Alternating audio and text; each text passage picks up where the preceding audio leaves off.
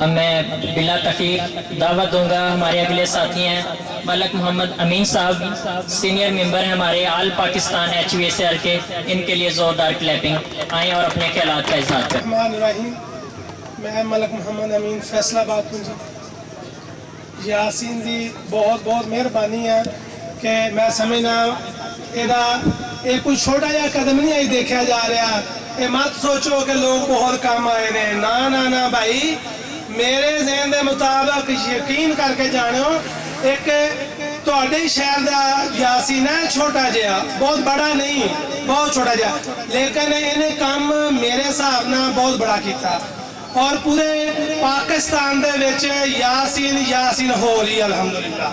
یاسین آج ایک نہیں، اسی یاسین دی ہیلپ واسطے الحمدللہ پورا گروپ، پورا پنجاب پاکستان اسے یاسین دے نال انشاءاللہ۔ یہ کوئی چھوٹا جا کام نہیں بھائیو، انہیں کیوں کوئی 10 لوگ آئے نے 100 لوگ آئے، ایسی کوئی گل نہیں، ٹھیک ہے جی۔ دیکھو اسی اپنا قیمتی ٹائم اللہ دی مہربانی نہ ساڑھے کول 1 منٹ بھی ٹائم نہیں فالتو آگا، یقین کر کے جانے ہو آج تہاڈی محبت اور یاسین دی محبت لے کے اسی پہنچے ہیں۔ السلام علیکم۔ ماشاءاللہ جی ماشاءاللہ، ملک امین صاحب نے بہت اچھا گائیڈ کیا۔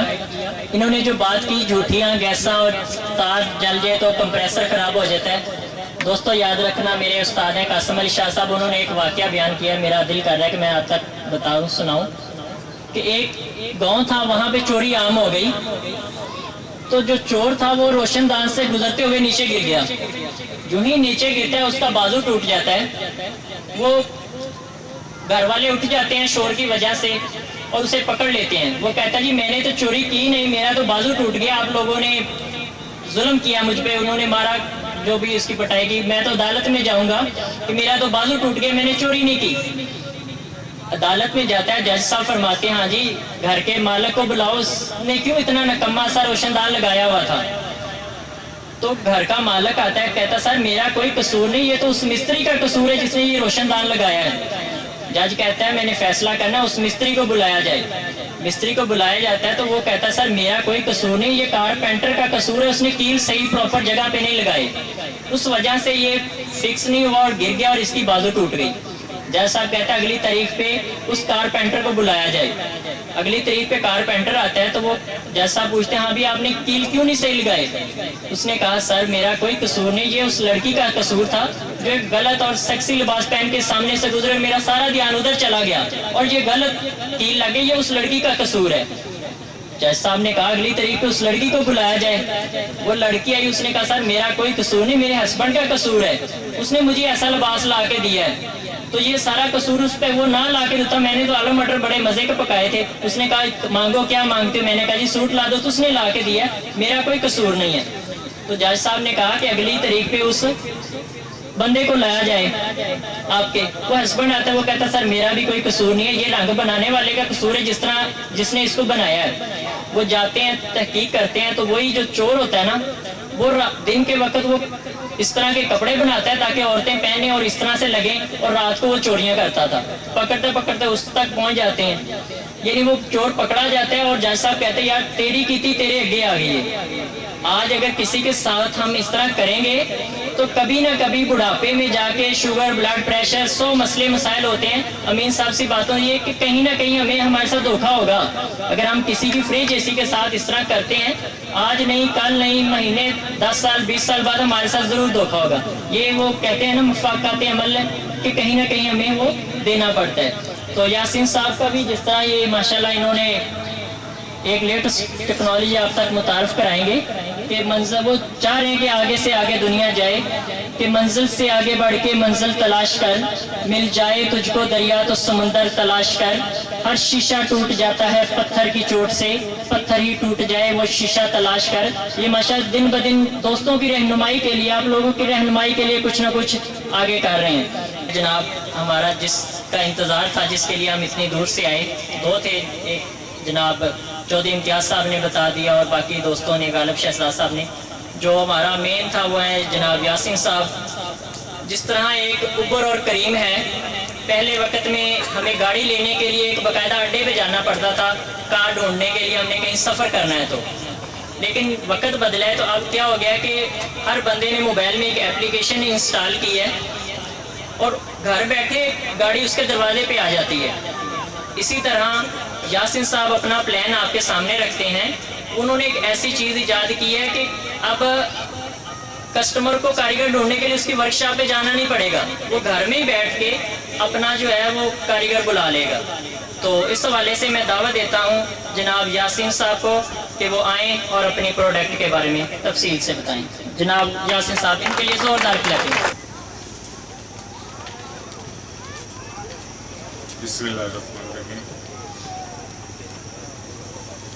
آپ سب بھائیوں کا میں سب سے پہلے شکریہ ادا کرتا ہوں جو اپنے قیمتی وقت سے ٹائم نکال کے ہمیں ہمارا حوصلہ بلند کرنے آئے. اس کے بعد میں آپ سب سے گزارش کرتا ہوں کہ میں زندگی میں فرسٹ ٹائم وائس کر رہا ہوں.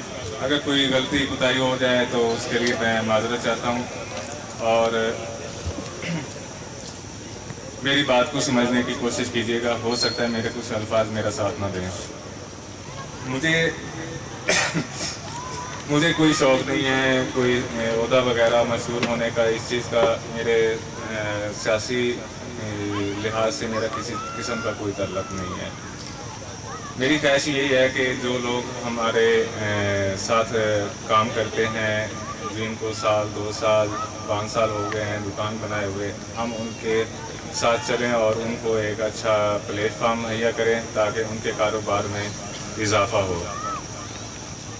اور دوسری بات، ہم جتنے بھی کاریگر حضرات بیٹھے ہیں، ہمارے محترم بیٹھے ہیں، اساتذہ کرام، ان لوگوں سے یہ میں گزارش کرتا ہوں، خاص طور پہ غالب شہزاد صاحب کے جو ریفریجریشن ایسوسی ایشن کے چیئرمین ہیں، ان سے گزارش کرتا ہوں کہ بہت سارے لوگ ایسے ہوتے ہیں جن کو کام کرنے کا، کام آگے بڑھانے کا شوق ہوتا ہے، اپنے علم کو آگے بڑھانے کا شوق ہوتا ہے، لیکن وہ کسی بھی اپنی معاشی حالات کی وجہ سے، گھریلو تنگ دستی کی وجہ سے وہ آگے نہیں بڑھ سکتے ہیں.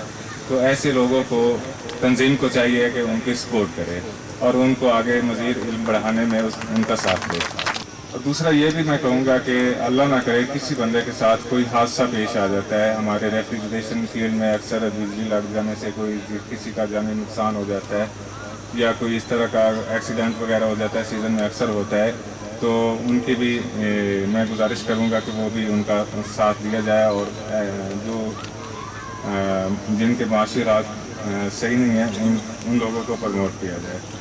میری یہ کوشش ہے، میں آن لائن کام کرنا چاہ رہا ہوں HVAC کا.